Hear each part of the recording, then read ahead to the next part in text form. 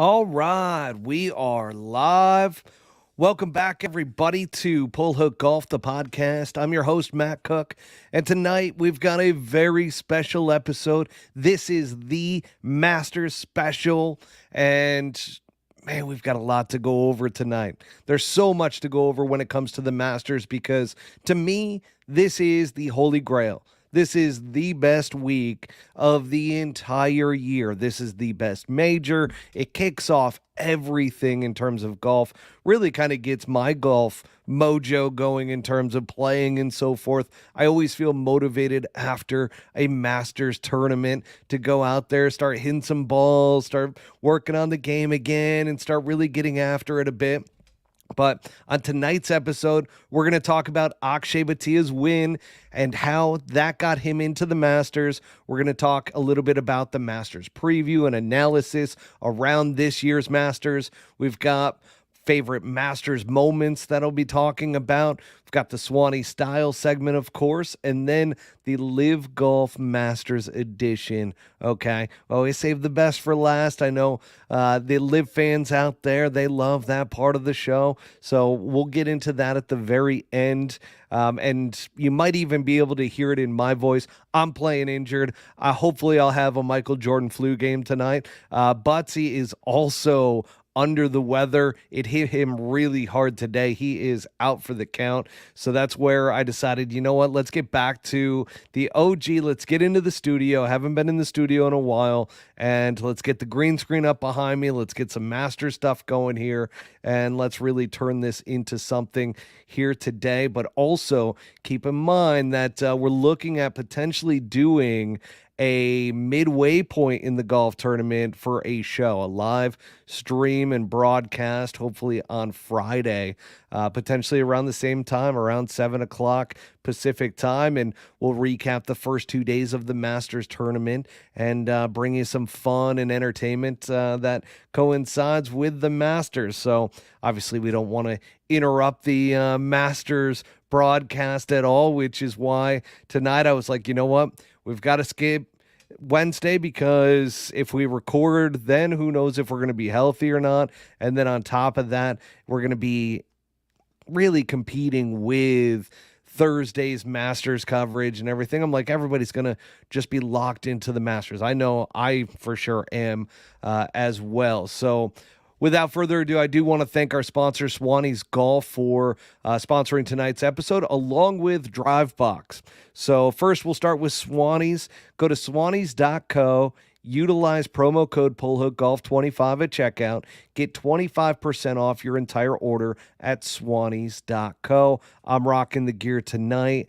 I've got some master styling that's coming in as well. I figured I'd save that for potentially the live broadcast, potentially on Friday. And then DriveBox. If you haven't heard of DriveBox, folks, go to drivebox.com. It's DRYVEBOX.com. And DriveBox is a mobile golf simulator.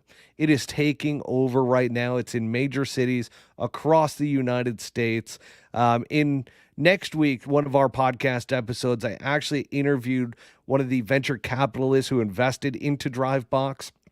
And that episode will be dropping next week. But DriveBox, they've been fantastic to us and really want to give them a nice little shout out. They decided to sponsor tonight's episode, so we greatly appreciate that as well. All right, Akshay Bhatia gets into the Masters, folks. And here's the thing, there's a little bit of a connection here because not only did Akshay Bhatia win and get into the Masters, but he also got and enjoyed, I posted this on Twitter this week, that he got to enjoy a nice little private jet from Valero that took him from that tournament Sunday night directly into Augusta, Georgia. Now, Akshay Bhatia wins in a playoff over Denny McCarthy. Denny McCarthy was already going to be in the Masters, but he fired a 63 Sunday to force a playoff before he did go on to fat a wedge. Shows you how tough this game really is. I mean, he shot a 63 and then goes and chunks it in the playoff, hits it in the water, opens the door for Akshay to take the tournament. But another thing here that we do want to mention as well is that Akshay, the other connection to the Masters that's pretty cool is that he participated and competed in the drive, chip, and putt when he was 12 years old. And he was at Augusta National for that event for the finals. And he is the first ever participant of the drive, chip, and putt to actually compete in the Masters. So really special moment for drive, chip, and putt and a Augusta National with the Masters to have their first participate in both. So Akshay Bhatia, now some people do realize that, and I heard it on Twitter as well, around him doing his fist pumps, and all of a sudden Akshay Bhatia threw out his shoulder, actually dislocated it, and went back in. Doesn't look to be too much of an injury. Doesn't seem like there's any tearing or anything going on like that, which can be the case when all of a sudden you pop your shoulder out of its socket. You can have some damage there. Doesn't look like there's any damage there whatsoever. As we were talking about last week on the show, he is like the praying mantis on tour. So very skinny. I don't know if there was any muscle there to really damage. So he's going to be just fine, folks. So if anybody was worried about him, just know that he is probably going to be fine. Now, throughout this episode, if you are on Twitter, if you are on YouTube, if you're on millions.co, feel free to go ahead and add in any comments throughout the show. I'll be really kind of relying on some of those for a little bit of breaks as well as we go through.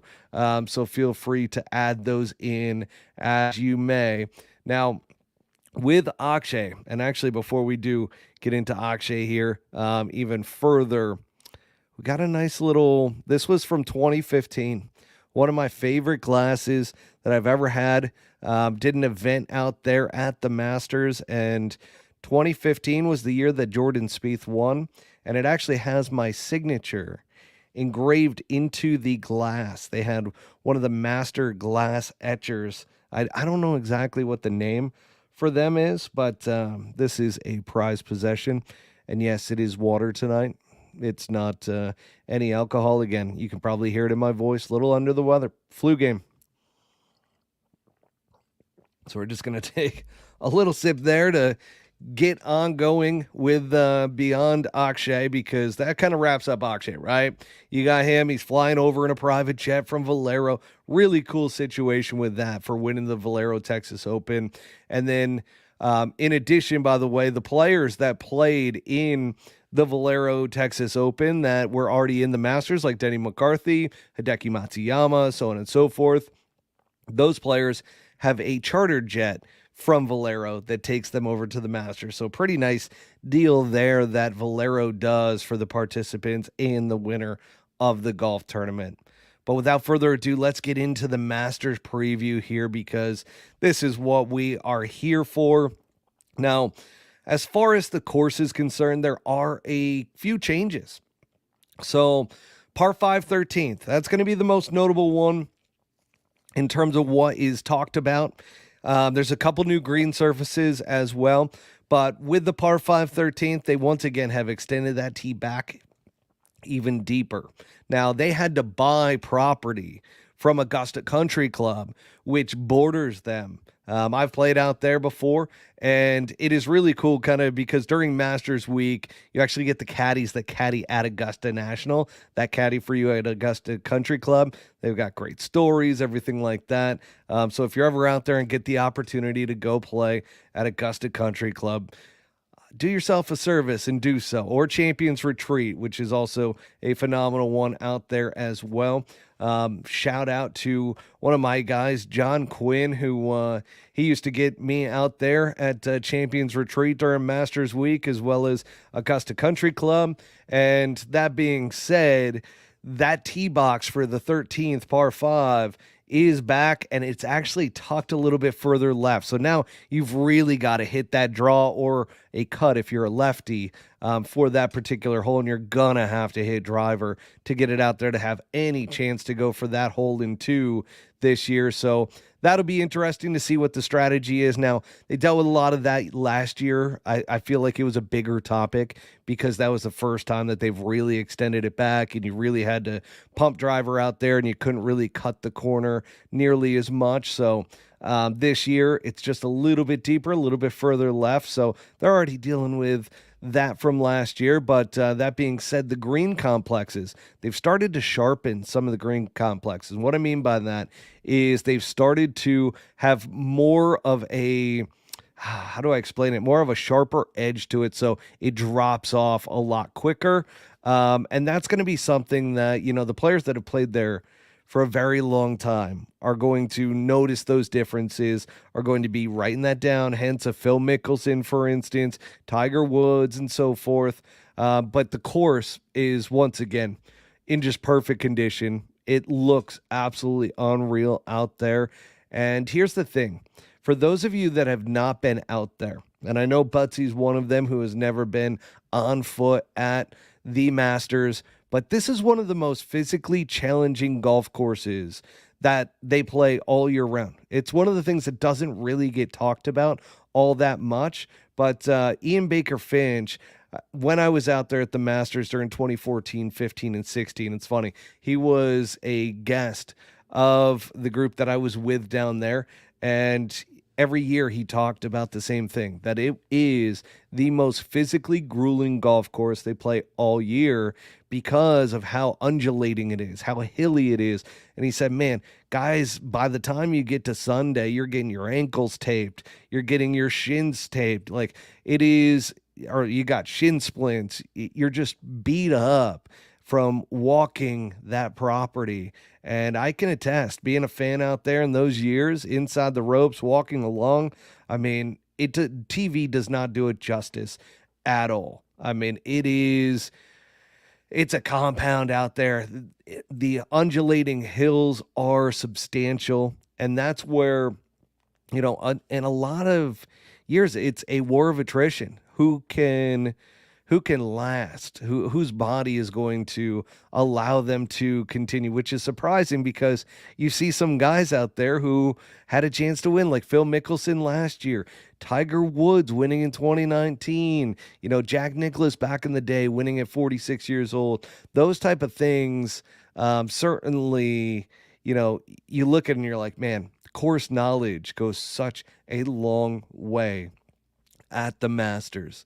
And when we do talk about the course analysis, you do have to know that Amen Corner, that is where, when it comes down on Sunday, there are so many instances where everybody's hopes and dreams of winning the Masters can go away in a split second when they're on hole number 12. If you dunk it in the water there and you pull a Jordan Spieth in 2016, it is devastating. You do not recover from that. So look out for hole number 12 this week, especially on Sunday. And let's see if the players can overcome that fear, the swirling winds that go on there, because you're going to look at the caddies. They're going to be looking up and around at the tips of the trees to see if they can get any sign of where the wind is actually blowing. And you'll notice guys will try to hit some flighted shots in there as well.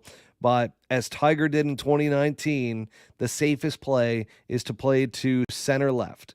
If you play it to center left, you got a nice little two-putt. That's the fattest part of the green. You're most likely not going to hit it into the water over there. But it's those guys that go after that flagstick or mistakenly go over at that flagstick all the way on the right-hand side that end up hitting that front hill, dropping into the water, or even just missing just a little bit to the side, falling into the water. So you do have to watch out. Obviously, Amen Corner, that par 5 that I've already talked about, that has changed a bit. It's just a bit of a different course strategy now for a lot of guys coming into that section.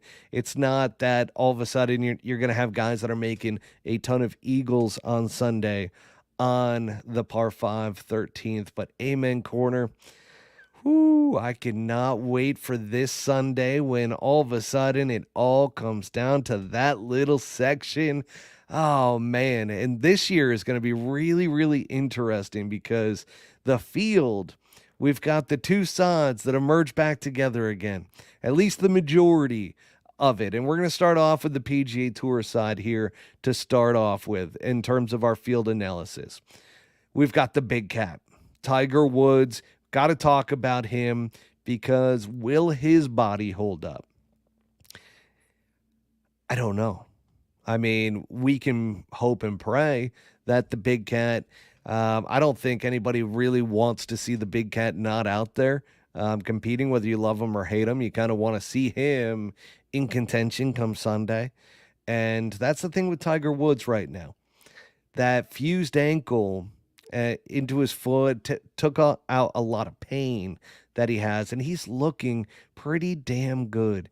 Seeing him out there with Lance Bennett puts a smile on my face, as we've had Lance Bennett on this podcast multiple times. He is his caddy once again, folks, and I don't think Tiger is, how do I put this?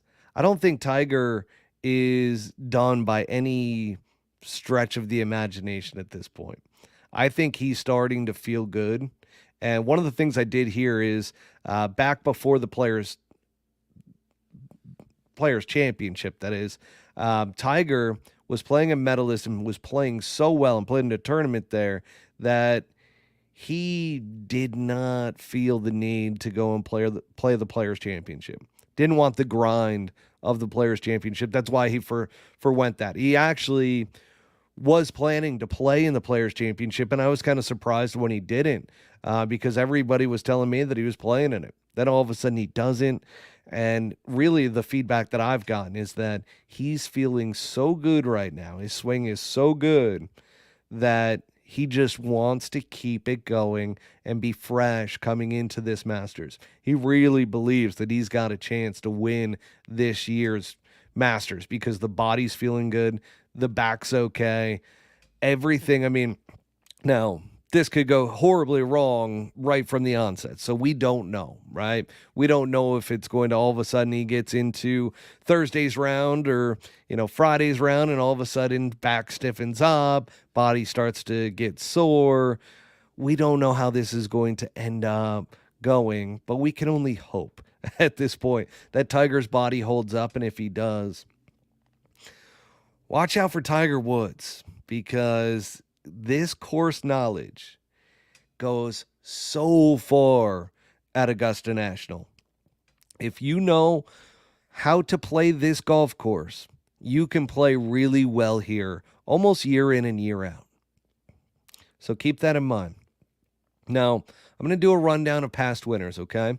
We're going to start in last year's winner, 2023. I know I'm talking about PGA Tour guys and so forth, but I'm just going to run down past winners here over the last 13 years.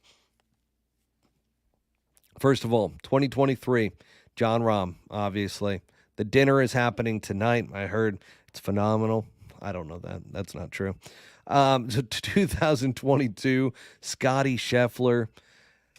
The absolutely beautiful play from Scottie Scheffler in 2022 allowed him to four-putt the 18th hole on Sunday and still come away with a victory. Hideki Matsuyama, okay, 2021, he won. 2020, that was a weird year in 2020 because that was the year that they had to move it from the spring to the fall. Ryegrass was different. Course played very soft. Greens were not nearly as fast as they normally are. Dustin Johnson wins that one. Guess who was right with him during that was Sungjae Im. So just throwing that in there as a little caveat. Don't know if either of them are really going to be up there this week. But 2019, who's going to forget that? Tiger Woods wins. We've got 2018 winner being Patrick Reed. 2017, Sergio Garcia. 2016, Danny Willett. 2015, Jordan Spieth. 2014, Bubba Watson. 2013, Adam Scott. 2012, Bubba Watson. 2011, Charles Schwartzel. 2010, Phil Mickelson.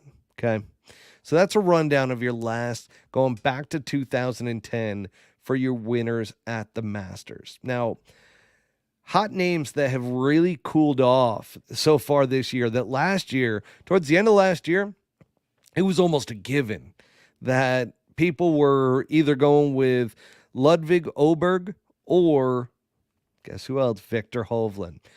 And that chatter has pretty much gone away. Everybody that was like, oh, Ludwig's got this, Ludwig's going to win the Masters next year, everybody has kind of cooled off. And I said it at the time. I'm like, man, we've really got to pump the brakes here with Ludwig Oberg, because Ludwig is just, he's young, man. Like, he's so talented, so good, but he got off to such a hot start.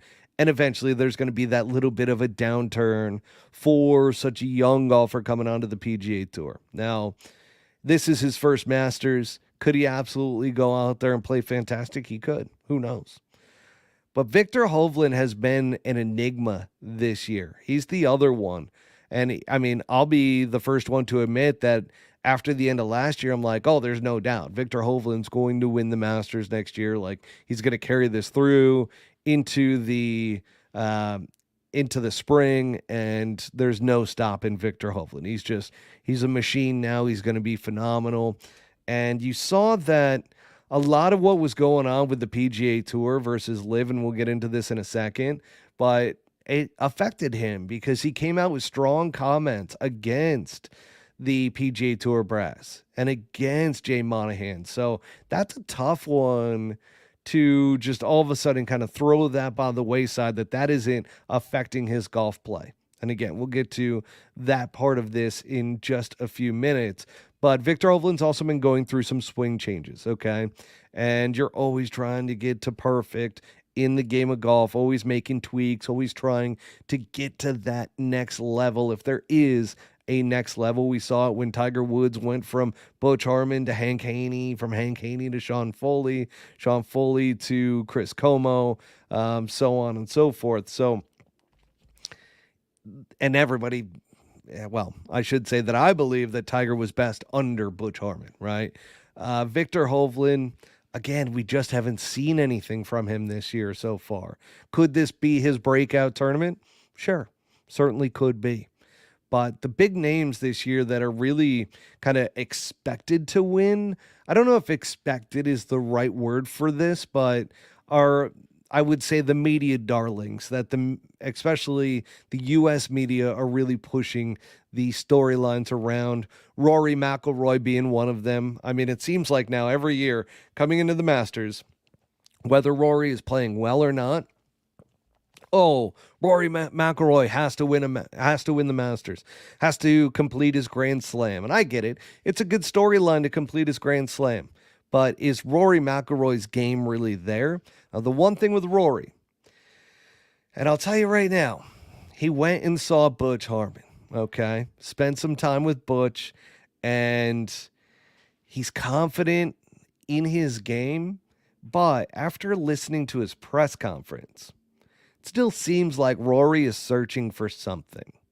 You don't want to go into Augusta National and play the Masters searching for something. Now, every once in a while, everything clicks and you haven't been playing well, but you get into your familiar positions at the Masters. You know the course so well, and all of a sudden you can go out and play really well for a given week. Rory really hasn't been that guy that knows the course so well, plays it to a tee, and is just always going to be up there. I mean, he misses cuts. So I don't know if Rory is really in a position to win. He's one of the favorites this week, that is for sure. Scottie Scheffler being the other. Now, if you watch the Golf Channel, which I popped it on today because they've got live from the Masters, and I love seeing the guys hit shots, and it's almost one of those like past 2 years with LIV Golf broadcast where I would have to mute the TV in order to actually watch it. That's not the case anymore with LIV. I'm not going to take that stance anymore because the broadcast is really good now. But popping on the Golf Channel, I'm like, ooh, this is rough. having to listen to Brandel Chambly and everybody on there and even the press conferences have been a bit rough. Whenever a LIV Golf guy comes up, all the questions that are being asked, you can tell very jaded towards the PGA Tour, and they're kind of being shunned upon and they're being asked weird questions. It's just not something that I love to see, and I don't love that, this year's Masters is dominated by PGA Tour versus LIV Golf talk yet again. So that's kind of a bummer. But Scotty Scheffler is the one that is fully expected to win this week. I mean, he is by far the favorite. Vegas betting odds have him very heavily as the favorite, and we'll get into that here in a second as well. My big question for Scotty Scheffler is, how is the mallet putter, that spider putter from TaylorMade, going to hold up this week? Is this going to be something where he has touch on some of those long breaking putts, and can he make those short putts, especially coming down on Sunday? That is always going to be the question with Scotty Scheffler up until he really fixes that. Apparently, I've heard that he is putting well in the first couple days of being out there. So we shall see. Sorry, quick water break. Now, other notables, Jordan Spieth. Jordan is one of these guys that could be playing poorly and still offer up a chance to be in there. He clearly played this course so well in 2014, 15, and 16, winning it in 15, coming runner-up in 14 to Bubba Watson, and in 2016, blowing it. Now, he hasn't necessarily sniffed a victory since, but he is somebody who doesn't need to be in full form going into Augusta. He reminds me a lot of Phil Mickelson in that way, that he can just show up at Augusta National and he's got a chance to win. So Jordan Spieth, very good notable here. Justin Thomas just split with Bones. That is something that I had seen coming for a long time. I never really felt like Justin Thomas and Bones McKay really meshed. People will argue with me on this. It's funny. Bobby Brown was co-host on here for a long time, and we would go back and forth on this one. He's like, but Bones is the best.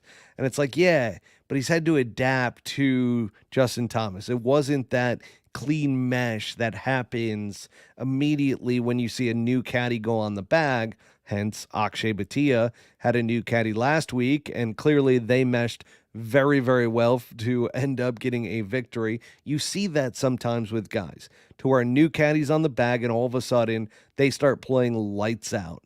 I always felt like Bones and Justin Thomas, Bones was just very much so analytical. He had been with Phil Mickelson for so long and needing to provide every bit of detail to Phil Mickelson. Every number, everything, okay? How to hit, like, what type of shot are we hitting here? What height are we going to flight the ball at? Are we going 3/4? I don't know if that is Justin Thomas's game. Justin Thomas used to just go out there, rip it around, and rely on talent in order to get him victories. And it worked for him for a very long time. So I'll be curious to see what this new caddy setup is like for Justin Thomas. We've got Wyndham Clark, who I don't know much about Wyndham Clark at the Masters. Let's call a spade here. I'm very curious to see if Wyndham Clark can play well at Augusta National, because remember, for righties, it is very much a draw that you have to hit at Augusta National. For lefties, it's a fade. So Wyndham Clark hits a big fade, and he's right-handed. So he is going the opposite of how all of these holes are shaped at Augusta National. So it's going to be very curious to see how Wyndham Clark plays. Ricky Fowler, see what type of form he's going to be in. Jason Day.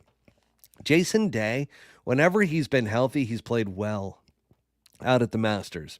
So watch out for him a little bit. And then Cameron Young, again, another notable where this kid has played very, very well.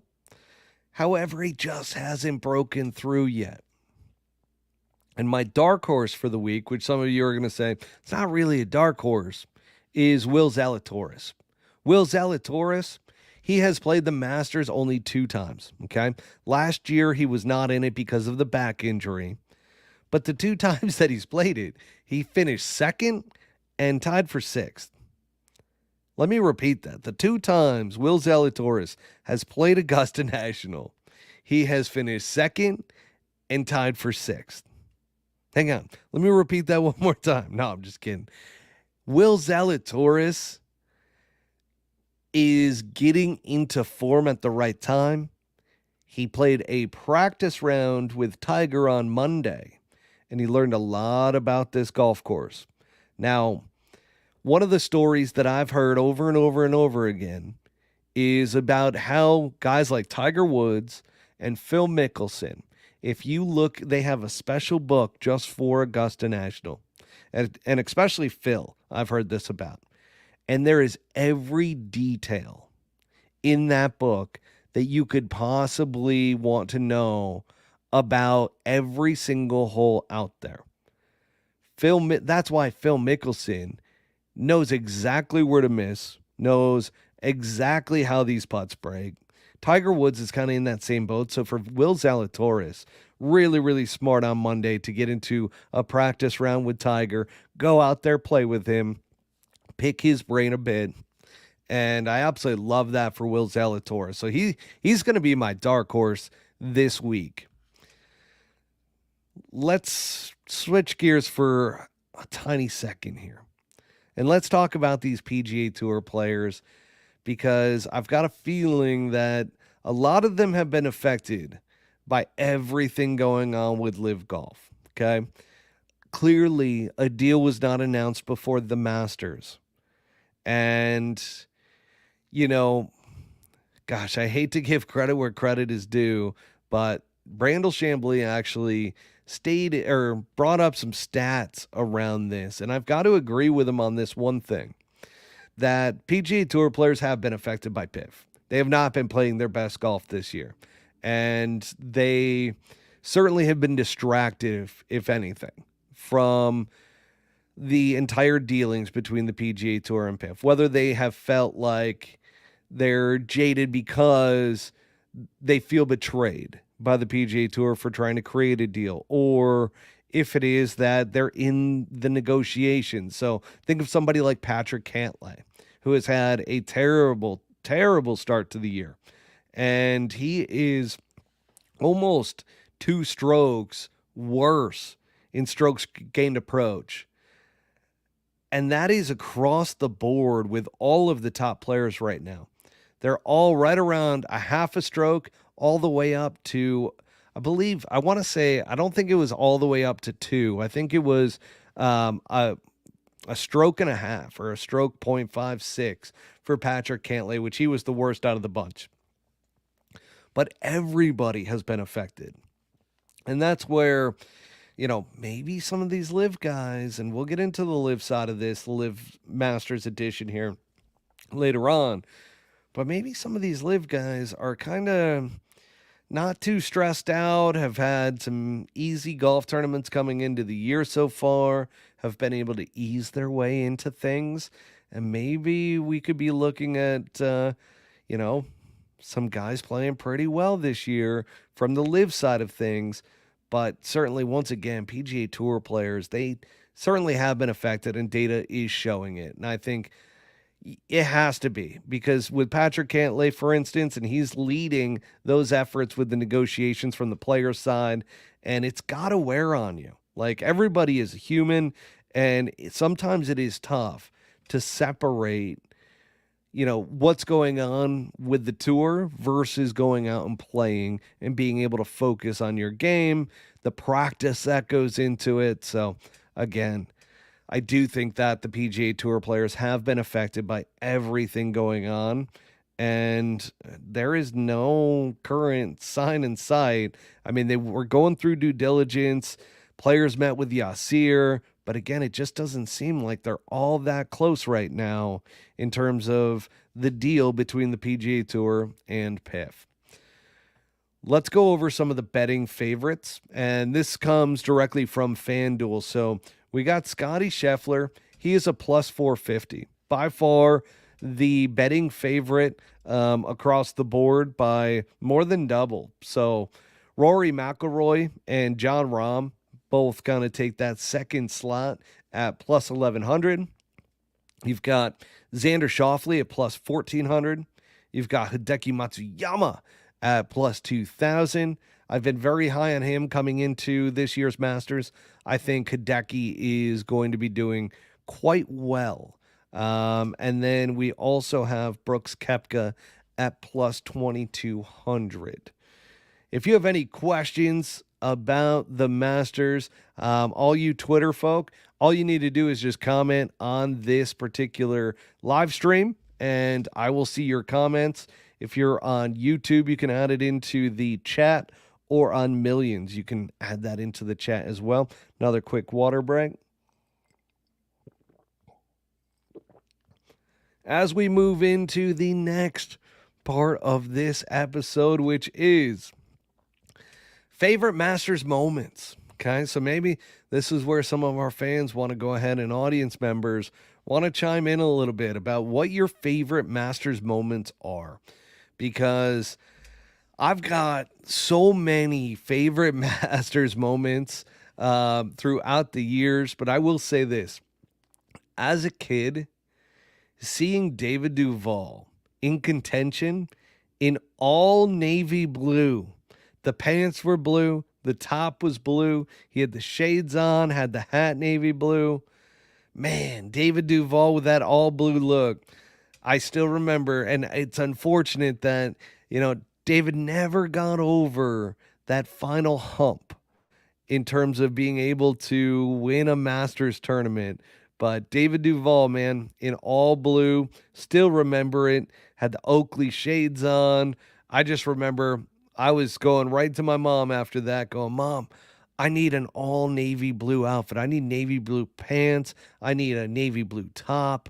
I need Oakley sunglasses. I need a Titleist hat. I need all of this, Mom, because of David Duval coming down on Sunday in that all blue outfit. It would have been sick with that green jacket if he had pulled it off, but unfortunately he did not.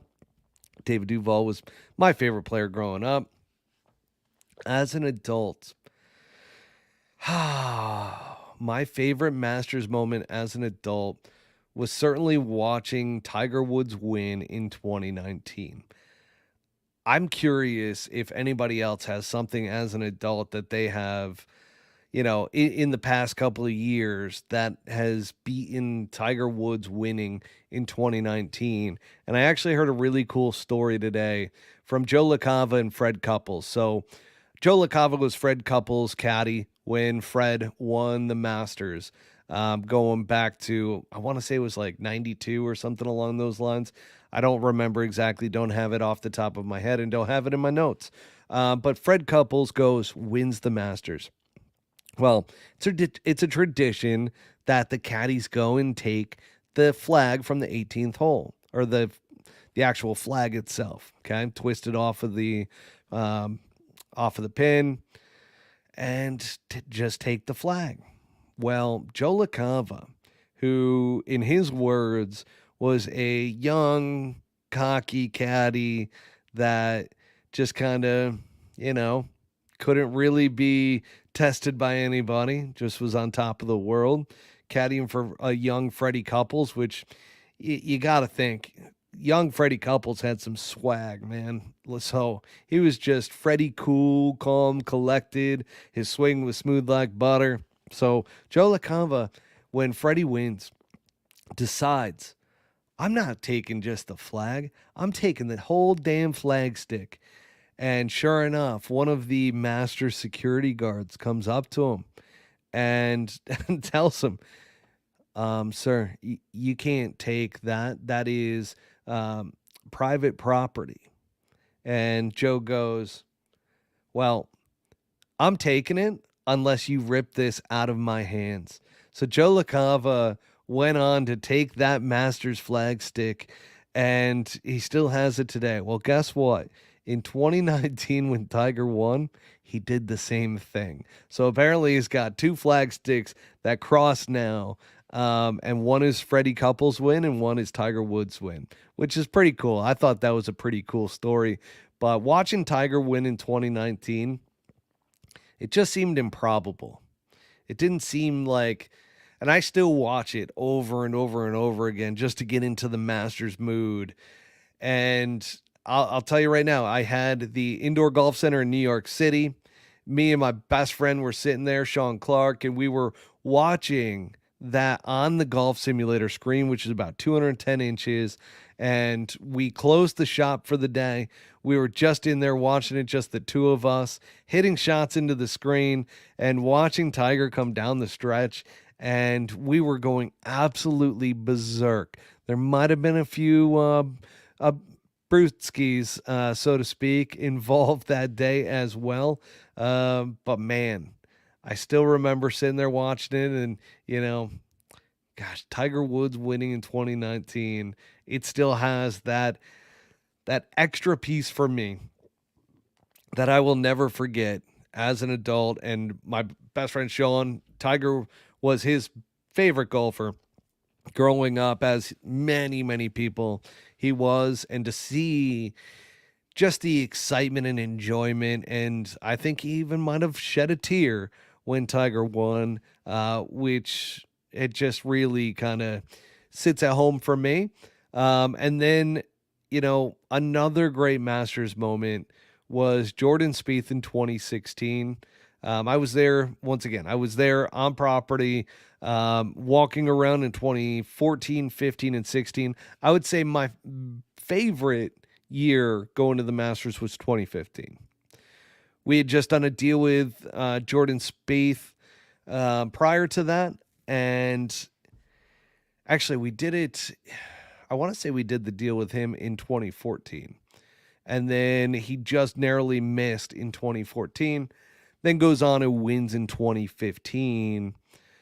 Well, we were around his team and everything in 2015, and that was just really cool to be there to celebrate and everything.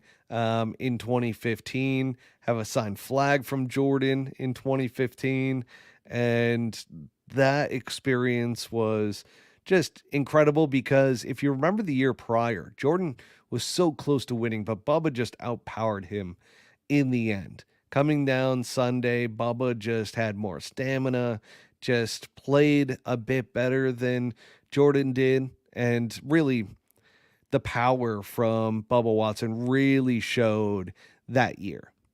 And for Jordan to come back in 2015 and win it, that was unreal. Now, 2016 kind of has the same kind of feel to it, where it was such an incredible experience and everybody was just expecting Jordan to pull off the back-to-back victory.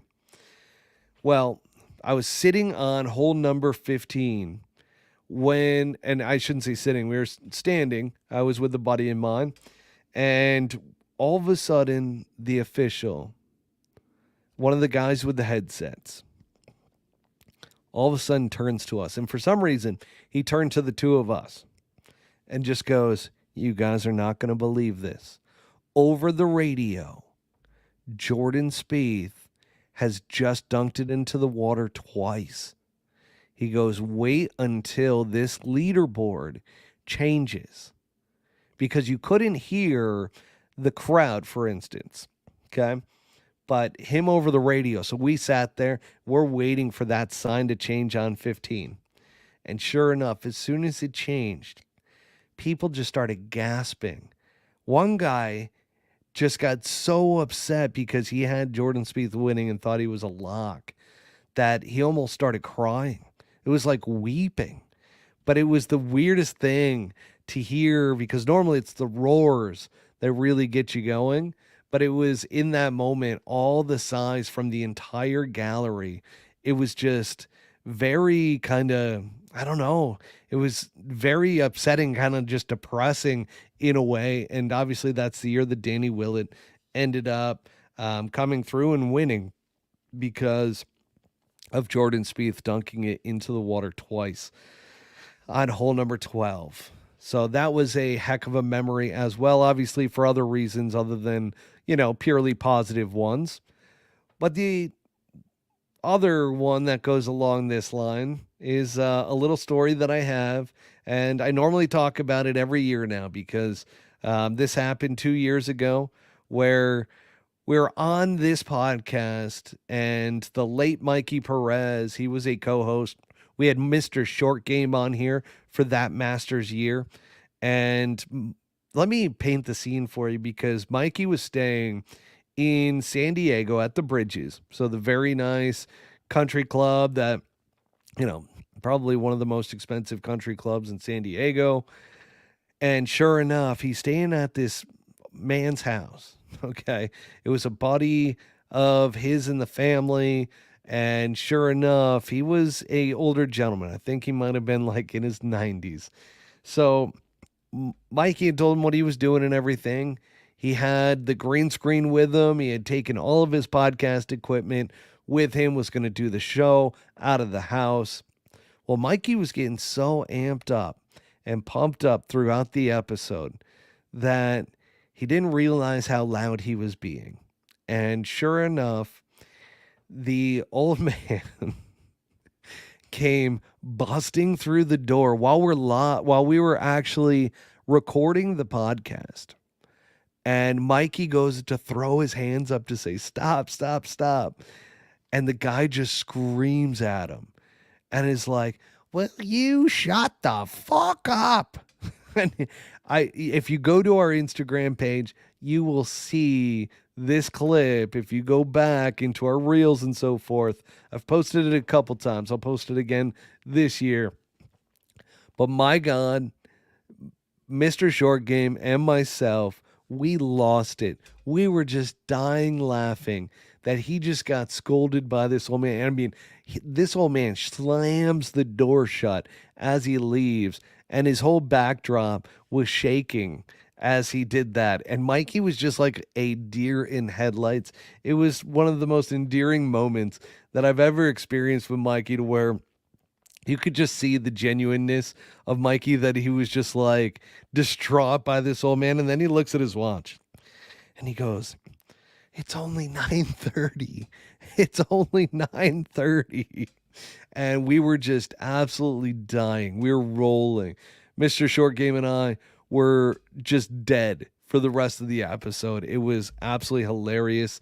I will play that here in the podcast version tomorrow. But man, what a memory. What a time. And those are some of my Masters memories right there. Now, the other part to that episode was that we decided that there are no birds. I never saw a bird when I was there. Mr. Short Game was out there that year. I believe it was 2022. And everything at the Masters is just perfect. So for those of you that have not been out there, you know how walkways where the patrons walk across the fairways? And you know how that gets browned out throughout the week? Not at Augusta National. And I did look when I was there. It is green pebbles that they put down that match the exact color of the grass. No birds, no animals, no squirrels. So during the broadcast, they clearly pump in bird sounds into the broadcast for ambiance. But there is nothing like being out there at Augusta National. Everything is perfect. Even divots from the previous day on tees. Now, they fill them with green sand from the day before, but then they replace it the following morning. So, or overnight, they replace all of those divots so it's perfectly green once again. It's incredible as to what they do. They've got this thing down to an absolute science out there at Augusta National. And I can only hope one day that I will get the opportunity to be out there and play some golf out there. All right. Swannies style segment. And the question that I pose to all of you, if you had endless money to spend in the Masters gift shop, what 3 items would you be buying? Again, if you had endless money to spend in the Masters gift shop, what are the 3 items you are buying? For me, I would probably go, man, they have some awesome bags. So I would probably say one of the duffel bags I'd probably pick up as one. Oh, I would probably go with a cashmere sweater, number 2. And I'd probably go Masters flag, number 3. Those are mine. What are yours? So what are the top 3 items you are buying if you have endless money and you are going to the Masters gift shop? And I will even post that in the podcast version as well. Here we go. Got one here from Golfer HD. He's going hat, bag, divot tool. Oh, divot tool's a good one. I did ball markers the one year. Still have those. I've given away a couple, but the ball markers are pretty sweet. So not too bad there. And clarify, bag, golf bag or like a duffel bag? I don't know if they have golf bags there. I would probably have to say that that's a duffel bag. All right, let's take a look at the next one here because this is a big style week, okay? This is where most brands that have players that are playing in the Masters, they're coming out with their new spring attire. They save it for the Masters. You see this all the time with Nike. Nike does this really the most. And my question is, did you see the cardigan for Tommy Fleetwood that he was wearing today? It was like a lighter purple cardigan. And I'll tell you, I am a big fashion person to where like I love stretching and kind of pushing the boundaries to fashion. But that cardigan was a little frumpy, if you ask me. Was not a big fan of Tommy Fleetwood in that cardigan. I don't think they put that in Tony Finau's bag of clothing, that's for sure. I did see that Tony's wife actually does a whole Instagram reel of all the things that Tony's going to be wearing every single day. And sure enough, that was not part of what Tony had in his deal. So clearly something for Tommy Fleetwood that they made specifically for him, but it just didn't look very, it wasn't formed to Tommy. It kind of just looked like a brown paper bag was kind of on him. I don't know. Like it just didn't fit him very well and wasn't a huge fan of that look out there. And again, I've worn a cardigan on the golf course, but a little bit more form-fitted than what they gave him out there. But I'm disappointed that the Jordans, the Air Jordan 1s that they actually gave to them for the week, especially Tony Finau, because Tony's got AJ 1s for the entire week. Was really disappointed that it was the gray and green ones that they came out with. I have a pair. I had to buy them because I'm like, oh, those are fire. That's perfect for Augusta National. You know, when Waste Management comes back around, that'll be good for that as well. They had Tony wearing them on a Monday. I'm like, what? You're wearing those on a Monday? That doesn't make any sense. So Tony Finau, obviously he doesn't have a choice. But I would at least say throw that on a Thursday or even a Sunday. Yeah, just not a huge fan that they did that to him. They there's some gosh, I forget what it's called. It's like the reflective material that they used on the black and white AJ 1s, and those he's going to be wearing those 2 times during the week. So again, little bit of style action there. But the green jacket, here's the other thing that I want to ask during this Swanee style segment is the green jacket. Is there anything more iconic? So, at Harbor Town, we get the checker jacket. But even across sports, is there a jacket that actually is better than the Masters or more iconic than the Masters green jacket? And I was thinking about this today too as I built out these notes. I'm like, hang on a second. The Hall of Fame jacket for football is gold, but I was trying to think of like other jackets that are worn across sports, and I really just couldn't think of anything that was more iconic than the green jacket at the Masters. I'd love to hear if somebody can figure out a more iconic jacket or think that there's another sport that has a more iconic jacket. I'd love to hear it because I don't know if one exists. That's the Swanee style segment right there. And by the way, Golfer HD, he did just mention that it's a duffel that he would buy. Okay. So let's move into, and I know this is where some of the Twitter viewers are going to love this part of the show because it is LIV Golf's Masters Edition. Okay. So there are 13 players from LIV that are in the field this week. I'm going to run down with their betting odds as part of this, okay? Because I think you're going to find some value in some of these players this week. And I know that there are quite a few LIV Golf haters. So if you're a hater, feel free to put it in the comments.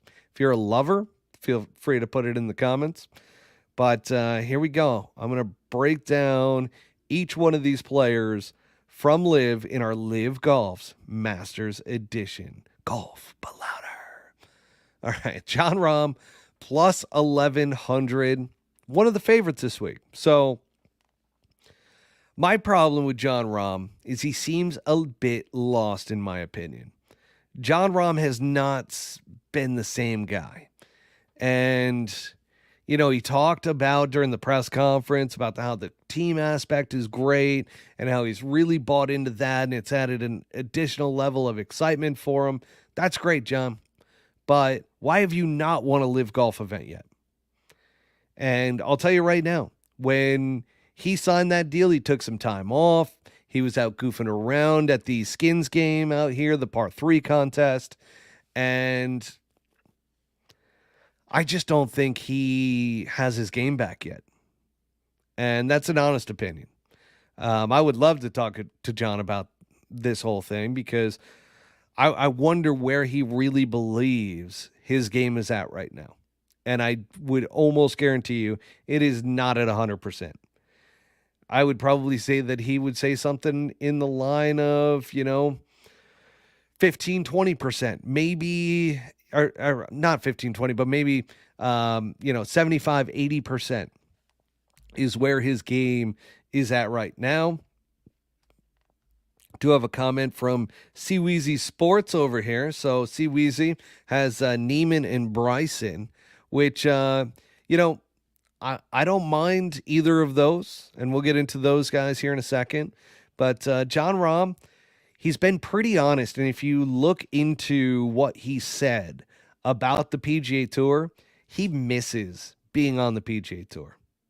He definitely seems like he made a decision to go to LIV because he felt like that was going to be the tipping point. If he goes over to LIV, and he was one of these guys, by the way, that was very anti-LIV for the longest time. And then as soon as the framework agreement got announced, he felt betrayed, came out and said so. So for him to go over to LIV Golf, he probably felt like a deal was imminent. And he was probably getting that type of advice as well from his agent because his agent was going to make a boatload of money. And, he went over. But now that it seems like it's a bit further out and that a deal might not get done, John he's missing it. And he's missing the PGA Tour. And he's locked into this contract now.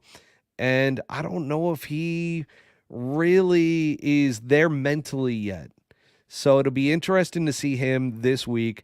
I don't think John is one of the favorites this week. I don't think he's going to repeat. And I would love to see him play well, personally. Being a Scottsdale guy, we go to the same barber, love John Rahm. But I don't think he is going to be there come Sunday. That's just my honest opinion based off of his game so far as to what we've seen this year. Now, Brooks Koepka is the next highest rated player in LIV in terms of the odds, and he's at plus 2,200. Brooks Koepka, to me, is going through what Bobby Brown and a lot of other caddies have talked about, first child syndrome. So when you have your first child, it is an absolute detriment to your golf game. And we've seen it with numerous guys. And Bobby used to give me like specific examples of players as to when they had their first child and look at their stats. And every single one goes down. Now, he's not played well this year. He's not even the top guy on his team. Taylor Gooch currently is. I mean, and neither of them are in the top 10. I think Taylor Gooch might be 10th in the player standings. But he fired out. I mean, he was pumped up for Durrell. He even came out and said, hey, this is our first big boy course that we're going to be playing this year on LIV. Pumped about it. Good test to get us going for Augusta National. Throws out a couple 76s. Now, Brooks does have the ability to just turn it on. Not playing well, then all of a sudden he gets to a major championship and, flicks that switch on, and then he is dialed in, potentially winning that particular event. So I'm not going to count him out. He did finish second last year to Rahm. He did lead after 3 rounds. So Brooks Koepka is one to keep an eye on, but I don't love him at those odds. Then you got Joaquin Niemann, okay? Swanie Sports. I know this is your first guy that, good old Niemann. Hello, Niemann. Now, with Niemann, he's at plus 2,800. Pretty solid, okay? He's been on fire. But look at the tournaments that he has won on LIV Golf. And I don't know if that necessarily relates to the game that you need to have at Augusta National. Hence, why the odds are the way that they are. Why he's not one of the top 5 guys. I don't believe so anyways. Let's double check here. Yeah, he's not one of the top 1, 2, 3, 4, 5, 6. Not one of the top 6 guys according to the betting odds. Also, he has not really played Augusta National great. So his best finish was last year, which he's been improving each and every year out there at Augusta National, with a T16. He was T35 in 2022, and he was T40 in 2021. So every year, he's gotten a little bit better. And then he had a miscut back in 2018. Joaquin Niemann, as much as I love Joaquin, and I think he is an awesome, awesome, awesome young player, I don't know if he gets the job done at Augusta National, even if he's one of the top players going into Sunday. So don't love Joaquin Niemann. Now, Bryson DeChambeau, he's plus 3,500. We're getting a little bit better here, okay, in terms of some of the odds around these LIV Golf guys. Bryson DeChambeau plus 3,500, not bad. And by the way, Swanie Sports, Niemann, DeChambeau, those are your 2 picks. I don't mind it at all. Don't mind it whatsoever. I think they have decent enough chances. Joaquin's coming in playing hot. DeChambeau seems like he's close. He's close with his game. And he's always tinkering. And I just don't know if Augusta National is the best golf course for his game. And, there's that saying, horses for courses. And Golfer HD here on Twitter just threw in that he'd be tempted to take LIV versus the field. I'm very tempted around that as well, but I'm gonna tell you right now, it's not because of any of the guys that I've talked about so far. I'll get into some of the guys that I think are sleepers this year. But with Bryson DeChambeau, I think we got to see a really good finish. You know, before he added all that distance to his game, Bryson DeChambeau was or had his best finish in 2016 before adding all that distance. And it was only a T21. So I don't love Bryson, okay? But again, Bryson to me, this golf course should fit Bryson. Bryson hits a draw. Bryson should be able to play this golf course well. Golf gods might still be a little bit pissed off at him that he said it's a par 67 for him. I don't know if that went over great with the golf gods. And yes, the golf gods are real. You got to be careful with them. They do not like it when you say things like that. Now, Dustin Johnson at plus 4,500. DJ to me always has a chance. And by the way, with some of these guys that I really like, I'm not saying just go outright, put them in the winner circle, but I like some of these guys for top 20s. And if your betting sites allow you to do top 20s or even players that are going to make the cut, I love these guys for top 20s. Okay. Love Dustin Johnson for a top 20 at the Masters. I think he always has a chance to win. His game is so naturally good. He can play a draw if he needs to. He normally cuts the ball, but Dustin Johnson always seems to be up there towards the top of the leaderboard come Sunday. So I've got nothing wrong with a Dustin Johnson bet in that. Cam Smith, I don't love, but once again, he draws the golf ball off the tee. Like he's a natural drawer of the golf ball. His biggest issue is his driver has been absolute garbage this year. He has been a guy that just takes time off and time away. Got married last year at the end of the year. I don't know if Cam Smith has gotten his game back. And his iron play hasn't been that great either. But you cannot get away from the fact that Cam Smith is the best putter on the planet. And get him out there at Augusta National where you can spray your drives. And as long as you hit good approach shots, you're going to have a chance to make birdies. So Cam Smith, he's one of these guys that even though he has not played well recently, I don't mind Cam Smith plus 5,500. Okay. We're getting hotter here. Terrell Hatton is next at plus 6,000. He was T18 in 2021 and he was T34 last year. Terrell Hatton has a decent enough shot to get into that top 20. And with odds like that, I think Terrell Hatton's going to do pretty well out there, in my opinion. But the next guy, this is the guy that I would say is a very solid dark horse to watch out for. That is Patrick Reed. Patrick Reed is at plus 8,000. Okay. This is his major exemptions have run out. So he needs another major championship win in order to get into the other major championships even this year. So he's got incentive. And if you've been paying attention to LIV Golf, his game is coming along little by little by little leading up to the Masters. He's starting to really get into form. And for me, Patrick Reed is a great dark horse to potentially win this thing. Because you know if Patrick Reed gets in contention coming down Sunday, he is not a choke artist. This guy is as clutch as it comes. This is Captain America, and he will stare down anybody and beat them down at Augusta. And by the way, he has won at the Masters previously. So watch out this week for Patrick Reed.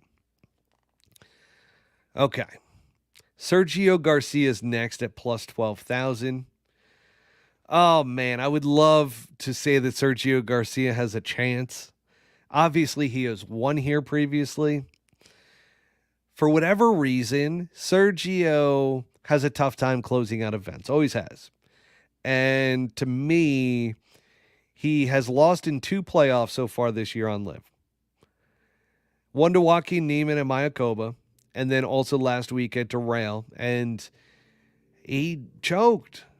Choked on 18. He had a 1-shot lead. Sitting perfectly in the fairway. Just needs to hit a good iron shot. Didn't hit it terrible, but it sprayed it out to the right. It's on the right side of the green. 3 putts. Goes to a playoff. First playoff hole, plays it okay. Second playoff hole, chunks it into the water. Sergio, man. Sorry, but if Sergio, which he's playing really well, I think he's got a chance to be in that top 20 group, but he is not going to win. If he comes down Sunday and he's in the lead, I just got a feeling he's going to choke it in. That one year that Sergio won, he was actually really clutch coming down the stretch. I don't think that's going to be him this year. Now, Adrian Meronk, plus 20,000. He has not played well since coming over to LIV. Be very curious to see how he plays at Augusta National. That's kind of a question mark guy right there. Don't really know. Not super high on, but plus 20,000. Those are some odds. Now, Phil Mickelson. I mean, guys, Phil finished T2 last year. Phil is one of these guys that just shows up and plays Augusta National really well. The only issue with Phil at plus 27,000 is if he gets off to a poor start. Sometimes Phil comes into Augusta National a little too pumped up, trying to hit bombs, trying to be aggressive, attack flag sticks. And every once in a while it backfires on poor Phil. But if Phil can just ease his way into the week, expect Phil Mickelson to be in the top 20. Phil Mickelson knows this golf course. And again, he has every little detail written in his book. So just know that Phil Mickelson has a real opportunity here, not necessarily to win, but to throw a little bit of change down on Phil Mickelson to win might not hurt anybody, but a good top 20 player or pick if he gets off to a good start. That's going to be the key for Phil. Again, there's sometimes in the very first round, Phil just gets a little too excited and just shits himself a little bit. Otherwise, Phil Mickelson, I do think will have another solid Masters. Now, Bubba Watson, who's won this tournament twice, plus 50,000. He's been battling so many injuries over the past couple of years. He's finally starting to look better. I just don't know if Bubba's one of these guys that, he'll just get there and turn it on. Never seen that before from him at a major championship. He's won this tournament twice, and he kind of overpowered the golf course in a lot of ways. The 2 years that he won, especially the year that he beat Jordan Spieth in 2014. He really when it came down the stretch, you could tell. He just had the length, he had the power, he had everything going in his direction over Jordan Spieth. Bubba Watson, not expecting a whole lot out of him this year, but would love to see him play well. Charles Schwartzel, another one at plus 50,000. This one's actually a little intriguing, guys. Okay? Another past champion, and only 2 years ago he finished T10. Playing solid on LIV. This is one of the guys that has actually benefited from LIV, in my opinion. He finished T2 at Jeddah. I like Charles Schwartzel to be in the top 20. I think he's going to play well. I just do. I hate to say he's going to do anything better than that, but I think he'll do pretty damn well this year. He's playing well. And I like Charles Schwartzel to be in the top 20. So you can kind of see where my head's at with the betting side of it, where quite a few LIV players, I think, have some really good odds and really good chance to play well this year. And I do think that putting together a nice little parlay for maybe 4 or 5 guys in the top 20 could end up paying out dividends. So keep that in mind when you go to put in your picks and everything. But LIV Golf, they're going to have a strong appearance this year at the Masters once again. I did post it today on Twitter. If you thought that, or who did you think was going to have more players in the top 10? PGA Tour or LIV Golf? Actually, let's see what that's at right now. I am actually curious to see where that is in terms of how many players. All right. So 88 votes. We've got 64% for PGA Tour, 36% for LIV Golf. Last year, it was very shocking that LIV Golf had so many people up in the top 10. This year, I think we might see the same type of deal, even though I do think a PGA Tour player is going to win. Okay? So my picks for the actual victory are PGA Tour players. I think Will Zalatoris as a dark horse. I like Hideki Matsuyama heading into this year. And then certainly Scotty Scheffler. But, you got guys out there like a Patrick Reed who really need this victory. And Sergio Garcia. Again, I don't think Sergio is going to win, so don't mark my words there. Phil Mickelson, who just, again, if he can get off to a good start. Charles Schwartzel. I mean, there's some good odds for some of these guys towards the bottom with the LIV Golf players. I don't like John Rahm. I don't like Brooks Koepka this year. Joaquin Niemann, I just don't know if he has it to win. Once again, horses for courses. But one thing going for Joaquin Niemann and Seaweezy Sports, you're going to like to hear this. Joaquin Niemann hits a really, really tight draw off of the tee. And that's going to bode really well for him this week. Terrell Hatton. I mean, there's some guys on there. Cam Smith, you just don't know what you're going to get with him. Okay, so now as we wrap up this episode, the guys who are not in the field, and I didn't want to spend a whole lot of time on this per se, but the LIV players that are not in the field, you've got a good gripe. Taylor Gooch has a good gripe that he should be in this field. Abraham Answer should probably be in this field. Dean Burmester, yeah, he should be in this field. And Paul Casey, in my opinion, should also. But you know who the biggest name that was missed this year is Louis Oosthuizen.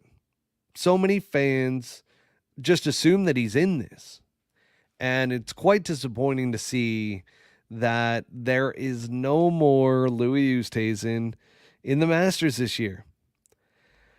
And that's disappointing. It really is. And do LIV Golf fans have a reason to be upset? Yeah, you sure do. I think, the crying by Taylor Gooch was too much. The LIV Golf lovers out there who are just like so jaded and that everything, the world's against us, blah, blah, blah, blah, blah. That's too much. But do you have a reason to be upset? Sure, you do. But be calm about it. It's like, you understand why they went over to LIV. They took a shit ton of money. They knew what they were signing up for. So do I have any kind of sympathy for them? Sure, but it's not to the point to where it needs to be, how do I put this nicely? It's like they knew what the hell that they were signing up for. They knew that they weren't going to get official world golf ranking points for the most part. They knew the risk that they were taking in going over to LIV Golf. And for some of those guys who have just been like, I still deserve it. I still deserve it. Like a Taylor Gooch, he rubs people the wrong way. Because it's like, hey man, you took all this money. So again, do you have a reason to be upset as a fan? Sure. But I love the field that we have for the Masters this year. I don't think it takes anything away from the Masters field that we have this year.